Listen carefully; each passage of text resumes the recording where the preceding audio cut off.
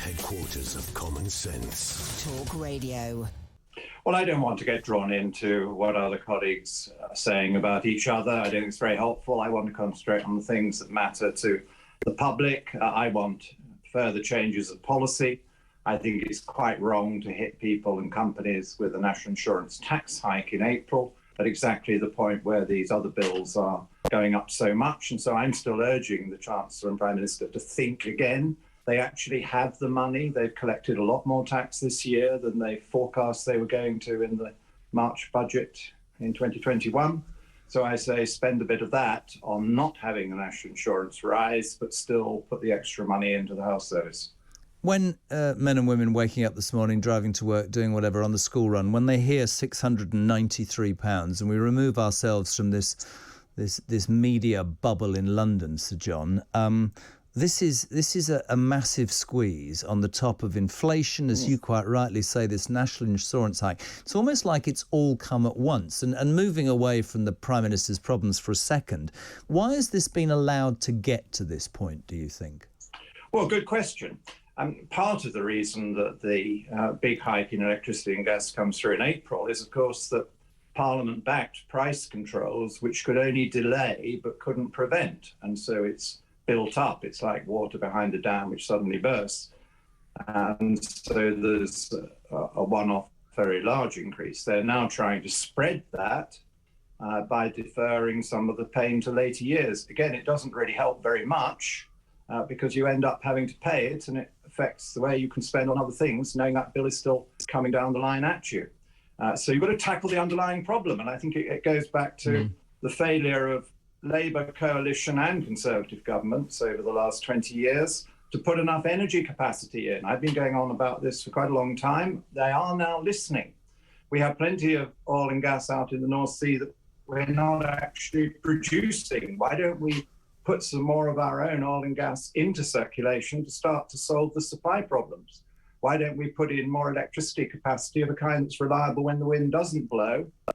So that you don't get these extremes in prices when the wind fails to come through and they have to rush into buying much more gas than they can afford at very expensive spot prices.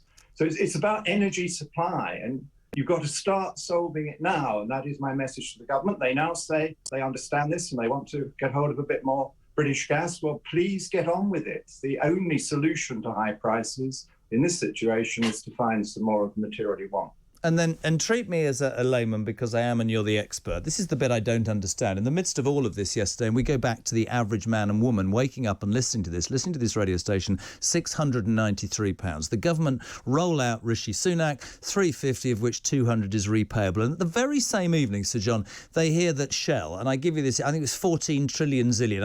I'm not bothered about the exact figure. You've just made a point about oil and gas. What do you make of the Labour Party's suggestion of a windfall tax on companies that are making huge amounts of money to offset some of the pain that the consumer, the customer, the electorate are going to have to swallow?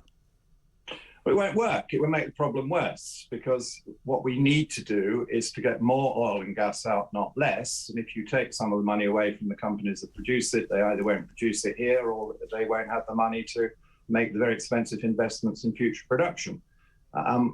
Whilst I quite understand why people are shocked by the magnitude of the profits they're temporarily making because of the high prices, you need to remember they actually lost a pile of money in 2020 when demand and prices collapsed, and nobody remembers that bit. I have to ask you, and I'm delighted that you've decided to join us this morning. Yesterday was seismic, not just because of that and this, raising inflation and prices and people, but also Boris Johnson, the latest four senior aides yesterday, starting with Munira Mirza, the former director of the Number 10 Policy Unit, the communications chief, the chief of staff, Party Marty. How long can Boris Johnson hold on, Sir John Redwood? Well, I think he has that chance which Parliament is urging him to take to set up a much better, I think, leaner as well as fitter Downing Street operation. I don't think it's bad news that four senior people have gone. I think a lot of people were very upset by the culture and by the way in which Downing Street was conducted in recent months. There was a very critical report. The Prime Minister agreed that it was unsatisfactory and said sorry. So there has to be personnel change, doesn't there? Now, I don't know if those particular four were the worst offenders or were responsible, but clearly people near the top of Downing Street have to accept that they jointly presided over a wrong culture, and it has to change. Good talk. Hot talk. Bold talk. Talk radio. Listen on your smart speaker. Watch it live on your smart TV. The world headquarters of common sense. Talk Radio.